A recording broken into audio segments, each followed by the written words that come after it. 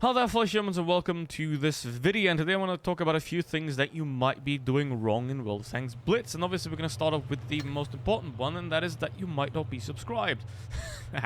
No, but you might be buying crates. That's bad. Stop buying crates. And if you are buying crates, then please consult your local gambling addiction hotline or central whatever, because crates are designed to make you lose. They're designed to make the community lose, and the only way to actually win with crates is to simply not play.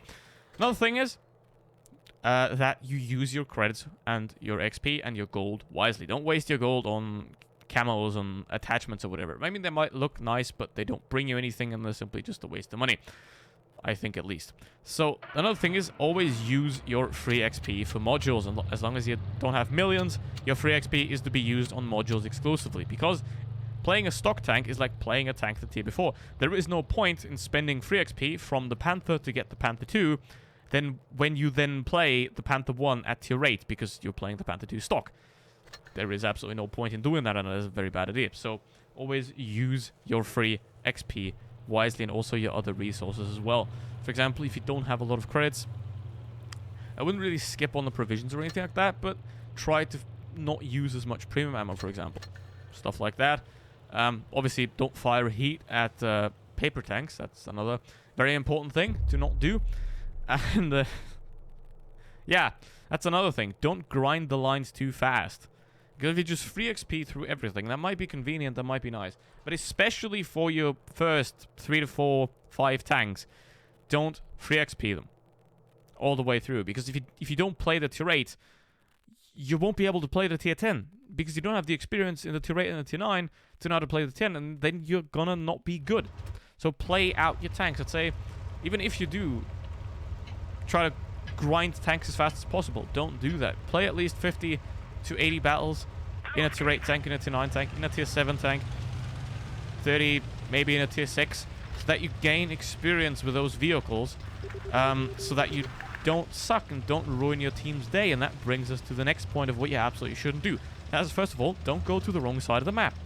Ideally, most of the time, that is like the heavy side of the map where the heavy tanks spawn. That is, most of the time, that is the wrong side.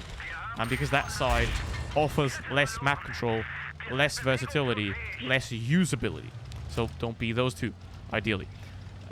Because obviously if you don't have the map control, I think this game is pretty much 50% player skill, 50% map control. If you don't have map control, congratulations, you already lost half the battle, pretty much. Obviously, then if you don't have map control and the enemy team is worse, you might still win. On the other side, if you have the map control, and your team is bad, you might still lose. So, but it is very, very important to have the map control. That's very, very important. So don't, especially if you're playing medium tanks, do not go city, ever. A medium tank has no use in a city, unless it's at the end of the battle to flank or something like that.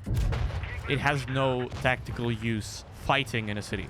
Traversing through a city can be useful. Fighting in a city is absolutely useless and pointless.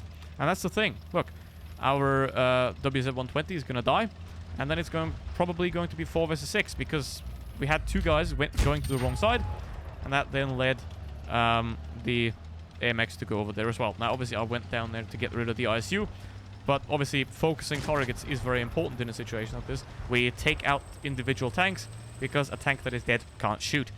So, that is also very important. However, some people are still alive, and they still can't shoot, and that's not good. So, I think let's talk about the most important point of this video, and that's, first of all, don't challenge people to 1v1s. It makes you look like a dick. This game is RNG. Heavily RNG dependent 1v1s mean nothing. So, don't do that. And then also, don't be a dick about your stats, and don't push your expectations on other people. It is completely fair and completely legit to call out other people playing badly if you think they are doing that, but at least do it in a way that you keep their mother out of it, if you know what I mean. So just be reasonable. Be like, mate, what are you doing? You know, for example, like that. That makes sense. All right, 53 TPs, feeding them hit points, but that's good for me because it can be a damage. Yeah. That's the thing that you can do a lot, or that I do a lot, is like when you know that a player is bad, just feed off them, basically. How did you bounce that? You have 268 pen. Jesus. And now again, try to go for the ISU here because he's the bigger threat. Come on. Yes, beautiful. Ouchie. And that is not good, obviously. And now, ideally, that AMX is going to do the work. And not me, because I don't have hit point. But that's another thing. Don't put your expectations on other people. You can be like, yeah, this is what is better for him to do, or stuff like that. But this is a mobile game. Oh, a multi-platform game, rather. That's another thing. Don't call it a mobile game. It is not a mobile game. It is a multi-platform game. If you call it a mobile game, you're stuck in 2016. Congratulations. Also, don't do that. Aim your shots. It is a multi-platform game. If you're playing on phone, you can't turn it off. You can't turn off the multi-platform, basically. And then at the end, obviously, is don't push. As I said, don't put your expectations on other people. Your stats don't matter as long as you don't ruin your team's day. As long as you contribute to your team, you know, because this game is 7 versus 7, right? And if your team ends up with a non-contribution, then that's bad. And, you know, as long as you carry your own weight, and that's perfectly fine. But if you don't, if you drag down your team constantly, 1 or 2 games, obviously everyone's going to have bad games, but if you constantly drag down your team, then that's really not good. And that's obviously very bad and should obviously be called out. But as long as you're carrying your own weight, your stats are your thing. They don't matter to anyone else. As long as you're happy with it, that's perfectly fine. As long as you're happy with this video, then that's also fine. Thank you for watching. What is things that I didn't mention? Other things that people might be doing wrong? Put it in the comments. Thanks for watching. See you in the next one. Goodbye.